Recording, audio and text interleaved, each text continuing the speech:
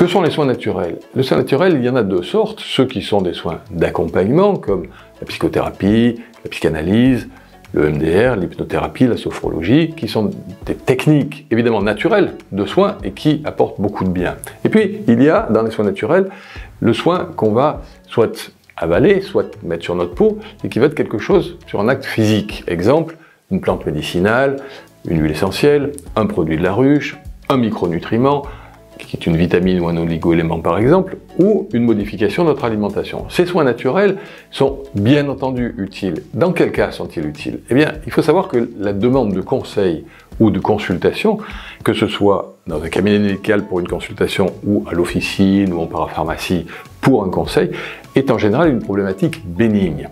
Évidemment, quand il s'agit d'une problématique médicale, elle n'est pas du ressort du conseil en soins naturels, elle est du ressort du médecin. Mais la demande est très vaste et la possibilité de réponse est très vaste dans tout ce qu'on appelle le soin naturel, que ce soit par exemple des problèmes digestifs sur lesquels on va conseiller une mauve, une mélisse, voire une passiflore s'il y a du stress derrière, que ce soit des problématiques de sommeil où on va conseiller un pavot de Californie ou une aubépine, que ce soit des problématiques qu'on veut éviter, comme par exemple augmenter nos défenses immunitaires avant l'hiver avec de l'échinacea, de la gélule royale de propolis. Eh bien, dans un nombre très grand de cas, les soins naturels peuvent apporter une réponse tout à fait efficace et dans un grand nombre de cas aussi, éviter que les choses se dégradent et qu'on en arrive au stade de la maladie qui évidemment nécessitera le recours au médecin.